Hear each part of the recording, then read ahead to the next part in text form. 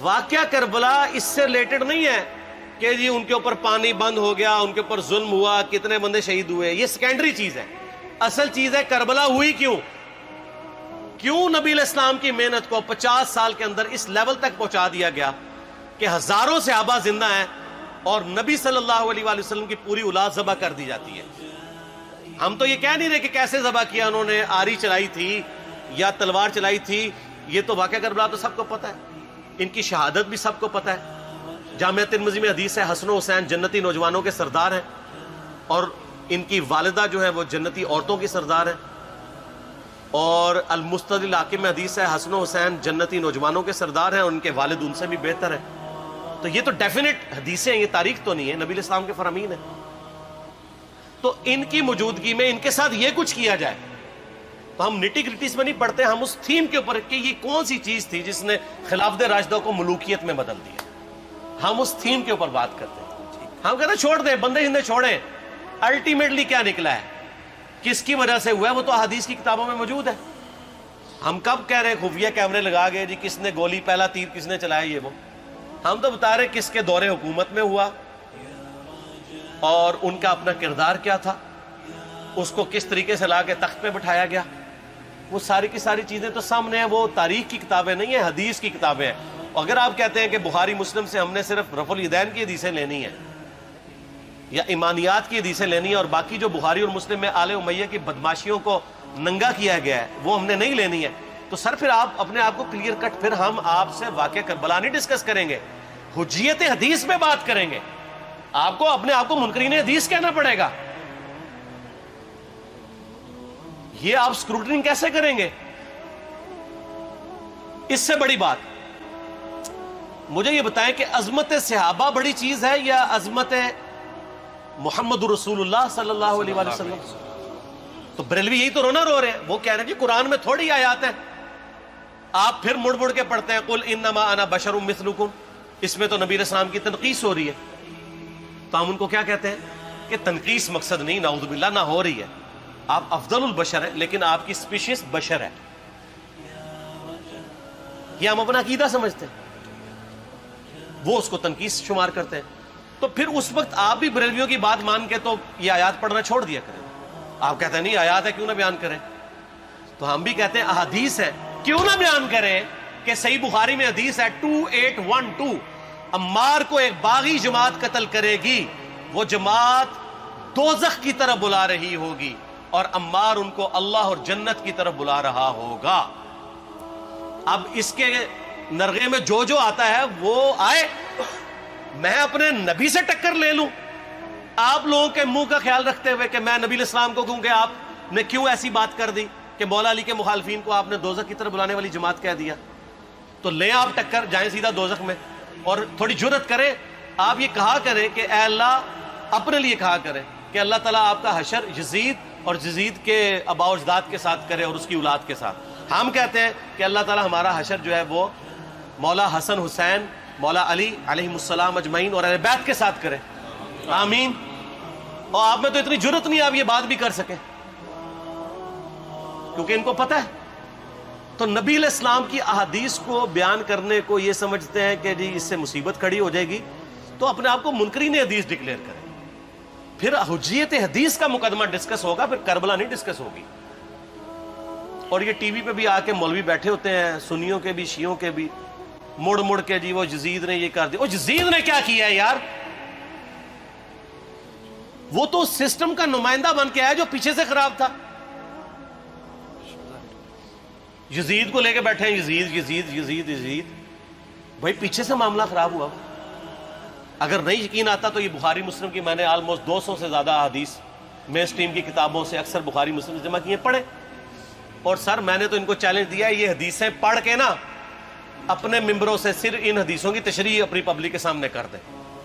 نہیں کر سکتے تو وہ لعنت کے مستحق تو ہو رہے ہیں حق چھپا کے، اور قیامت دن کے منہ پہ لگام ڈالیے. اور پھر مڑ مڑ کے کہتے ہیں نہیں جی وہ کچھ چیزیں خاص ہوتی ہیں وہ عوام الناس کے سامنے نہیں کرنی چاہیے. وہ صحابہ کرام بھی بعض کا ایسی باتیں پبلکلی نہیں کرتے تھے. میں نے اس کے اوپر بڑا ایک میرا کلپ ہے یوٹیوب پہ، مولا علی سے متعلق 5 جھوٹ. تو میں نے کافی ساری چیزیں اس میں ڈسکس کی ہیں. لیکن میں یہ کہتا ہوں کہ اللہ کے بندو، جو چیزیں نبی علیہ السلام نے منع کی ہیں بیان کرنے سے وہ تو ہم ڈسکس کر بھی نہیں رہے. میں نے آج تک آپ کو منافقین کے نام بتائے؟ آپ نے حذیفہ ابن یمان کو بتائے تھے نا آپ صلی اللہ علیہ وسلم نے؟ صحیح بخاری میں آتا ہے. تو میں نے آپ کو بتائے، آپ رازدار رسول تھے، وہ ختم ہوگی بات. میں نے کبھی ڈسکس کی ہے؟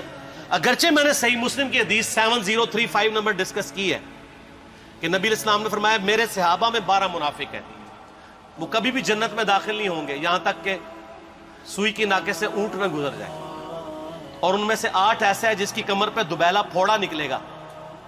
میں نے آج تک آپ کو بتایا کہ کس کس کی کمر پہ دوبیلا پھوڑا نکلا اور اس کی موت اسی پھوڑے میں ہوئی ہے؟ بتایا؟ تو میں تو وہ چیزیں ڈسکس بھی نہیں کر رہا، میں وہ چیزیں ڈسکس کر رہا ہوں جو نبی علیہ السلام نے علامات النبوہ میں بتائی ہیں.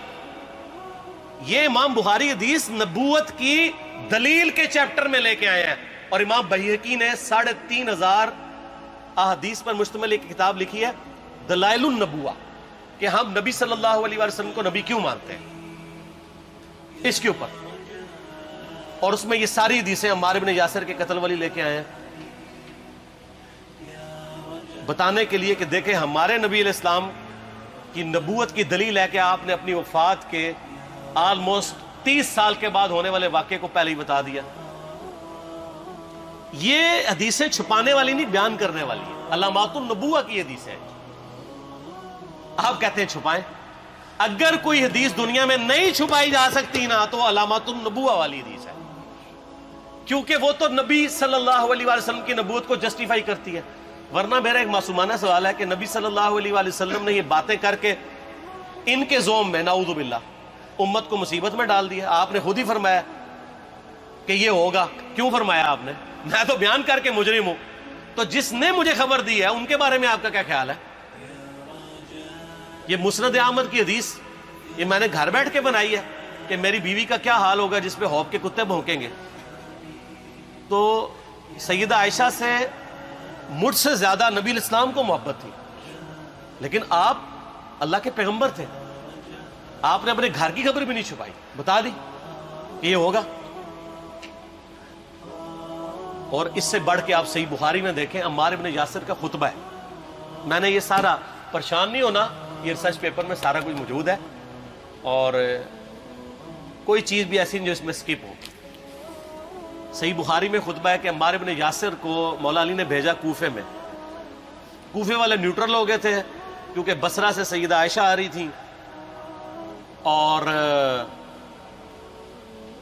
وہاں پہ انہوں نے کہا نہ ہم سیدہ عائشہ کا ساتھ دیں گے نہ مولا علی کا دیں گے. تو عمار ابن یاسر کو تیار کرنے کے لیے، یعنی وہاں کے جو عوام تھی اس قتال کے لیے، مولا علی نے بھیجا. تو سیدنا عمار ابن یاسر نے وہاں پہ کوفے کے ممبر پہ خطبہ دیا. بخاری کے الفاظ ہیں، اوپر والی سیڑھی پہ عمار ابن یاسر نے حسن ابن علی کو بٹھایا، حالانکہ حسن ابن علی سے 4 گنا بڑی عمر تھی عمار ابن یاسر کی، 90 پلس ہو چکے ہوئے تھے، 3-4 گنا ان کی عمر تھی. لیکن اہل بیت کا احترام کیا، خود نچلی سیڑھی پہ بیٹھے. بخاری کے الفاظ ہیں کہ اے لوگو اللہ نے تمہیں آزمایا ہے، ایک طرف دنیا اور آخرت میں تمہارے نبی کی بیوی ہے سیدہ عائشہ، دنیا اور آخرت میں، یعنی عزت اپنی جگہ قائم. یہاں لوگ سمجھتے ہیں کسی کی غلطی آ گئی تو پتہ نہیں کیا ہو گیا. وہ یار اس کا مرتبہ اپنی جگہ ہے، غلطی اپنی جگہ ہے، پیغمبر نہیں ہے وہ. اور دوسری طرف علی ابن ابی طالب ہے. اللہ اب دیکھے گا تم عائشہ کی اطاعت کرتے ہو یا اللہ کی. علی کی نہیں، اللہ کی. کیوں؟ یا ایھا الذین آمنوا اطیعوا اللہ واطیعوا الرسول واولی الامر منکم. ان کا اولو الامر مولا علی ہیں، ان کی اطاعت واجب ہے. یہ اللہ نے آزمایا ہے کہ اللہ کی اطاعت کرتے ہو یا عائشہ کی. اور آپ حیران ہوں گے یہ حدیث امام بخاری حضرت عائشہ کی فضیلت والے چیپٹر میں لے کے آئے ہیں. اگر امام بخاری مشورہ کر لیتے نا ناسبیوں سے تو انہوں نے کہا تھا سر آخری صحیح رکھو، پچھلے والا رہن دو، بلکہ پچھلے والا رکھو آخری والا رہن دو، کہ عائشہ دنیا اور آخرت میں. وہ حدیث گھٹنے کا میں آپ کو طریقہ بتاتا ہوں، کاٹ چھانٹ کرنے کا. وہ آدھی حدیثیں لکھتے ہیں نا، آدھی حدیث ایسے لکھتے ہیں امام بخاری کہ سیدہ عمار ابن یاسر نے خطبے کے دوران فرمایا کہ سیدہ عائشہ دنیا اور آخرت میں تمہارے نبی کی بیوی ہے، بس. لیکن امام بخاری نے پوری حدیث لی ہے، آگے وہ بھی ڈالا ہے کہ اللہ آزما رہا ہے کہ عائشہ کی اطاعت کرتے ہو یا اللہ کی، جیسے آپ کے علماء کر رہے ہیں. صحیح مسلم کی حدیث 6488 آدھی بیان کرتے ہیں سارے مولوی، بریلوی، دیوبندی، اہل حدیث، سب. میرے صحابہ کو برا مت کہو. اگر تم میں سے کسی نے احد پہاڑ کے برابر بھی سونا خیرات کر دیا اور میرے صحابہ نے ایک مد یعنی 600 گرام خیرات کی، آدھا کلو، اس کے آدھے کو بھی نہیں پہنچ سکتا بس. حالانکہ یہ مسلم کی حدیث سٹارٹ اس سے ہوتی ہے کہ عبد الرحمن بن عوف کو خالد بن ولید نے گالیاں دی جھگڑے کے دوران. حالانکہ دونوں مسلمان تھے، دونوں صحابی تھے. آپ نے حضرت خالد بن ولید کو بلا کے ڈانٹا، فرمایا تم میرے صحابہ کو برا مت کہو. تو خالد بن ولید نے تو آگے سے نہیں کہا حضور میں بھی صحابی ہوں. ان کو پتا تھا کہ عبد الرحمن بن عوف نے اس وقت اسلام قبول کیا جب اسلام کا مطلب تھا مار، تکلیف اٹھانا، اور خالد بن ولید نے گولڈن پیریڈ میں صلح حدیبیہ کے بعد اسلام قبول کیا. میں اب تم لوگ یہ کر رہے ہو، تم لوگ اگر احد پہاڑ کے برابر بھی سونا خیرات کر دو، یعنی صلح حدیبیہ کے بعد والے لوگ میرے ان کے برابر نہیں ہو سکتے. اور جو فتح مکہ پہ معافی مانگ کے مسلمان ہوئے ہیں طلقاء، مؤلفۃ القلوب، آل امیہ، ان کا تو لیول ہی کچھ نہیں ہے. یہاں تو خالد بن ولید کے بارے میں یہ بات کی جا رہی ہے. اور پھر وہ مؤلفۃ القلوب اپنے زمانے میں ممبروں پہ سب و شتم کروائیں سیدنا علی پر. تو سب سے پہلے تو ان کو کہنا چاہیے جن کے بارے میں حدیث تھی کہ تم صحابہ کو گالی مت دینا. ہم نے تو خیر کبھی دی بھی نہیں ہے. اور میں یہ آخری جملہ ان کو ایسا بولتا ہوں کہ جو ان کے دماغ تک ڈرل کر جائے گا کہ آل امیہ نے جو کچھ اپنے دور کے اندر سیدنا علی کی گستاخیاں کی ہیں نا، ہم نے تو ویسی کوئی ایک گستاخی بھی آل امیہ کے بارے میں نہیں کی ہے. میں نے آج تک آل امیہ کے اوپر بائی نیم کسی کے اوپر لعنت کی ہے؟ حالانکہ یہ مولا علی پہ کرتے رہے. یہ ہے لعنتی خود ہو گئے نا، جب مولا علی پہ لعنت کی تو لوٹ آئی. مسند ابی اعلیٰ میں صحیح سند کے ساتھ حدیث موجود ہے، مسند احمد میں بھی موجود ہے کہ سیدنا علی کو جس نے گالی دی اس نے رسول اللہ کو گالی دی صلی اللہ علیہ وسلم. جب ام سلمہ نے کہا تھا، شیخ زبیر صاحب نے اس کو تحکیم میں صحیح لکھا ہوا ہے فوٹ نوٹ کے اوپر، کہ لوگوں تمہارے ممبروں پر رسول اللہ کو گالیاں دی جاتی ہیں، تو انہوں نے کہا معاذ اللہ، ہم کب کہیں گے، ایسا نہیں ہو سکتا. تو ام سلمہ نے کہا تم لوگ علی اور اس سے محبت کرنے والوں پہ گالی گلوچ نہیں کرتے ہو کیا؟ جبکہ میں نبی کی بیوی کہتی ہوں کہ سب سے زیادہ رسول اللہ سے محبت، سیدنا علی سے محبت نبی صلی اللہ علیہ وآلہ وسلم کرتے تھے. لہٰذا جب یہ تم کہتے ہو نا علی پر لعنت، علی سے محبت کرنے والوں پہ لعنت، تو یہ لعنت تو تم نبی علیہ السلام تک لے کے جا رہے ہو نعوذ باللہ، کیونکہ علی سے محبت کرنے والا تو پہلے نمبر پہ نبی صلی اللہ علیہ وآلہ وسلم ہے. اور پھر کہتے ہیں سب کا مطلب تنقید ہے. اور نہ، پرانیاں گلاں، پرانے بابے، پرانے بزرگ جھوٹے ہو. صحیح مسلم کھولو 6229 غدیر خم سے اگلی حدیث، لعن اللہ ابا التراب کے الفاظ ہیں، مٹی والے ابن ابی طالب پر لعنت، یہ الفاظ موجود ہے. سب کا ترجمہ لعنت ہی ہے، تنقید نہیں ہے. اچھا پھر میرا معصومانہ سوال ہے کہ اس کا مطلب ہے صحابہ پہ تنقید کرنا اچھا کام ہے؟ کہیں گے نہیں. تو بتاؤ یہ برا کام کون کرتا تھا؟ شیعہ کا ابا کون ہے؟ رافضیوں کا ابا کون ہے؟ آل امیہ.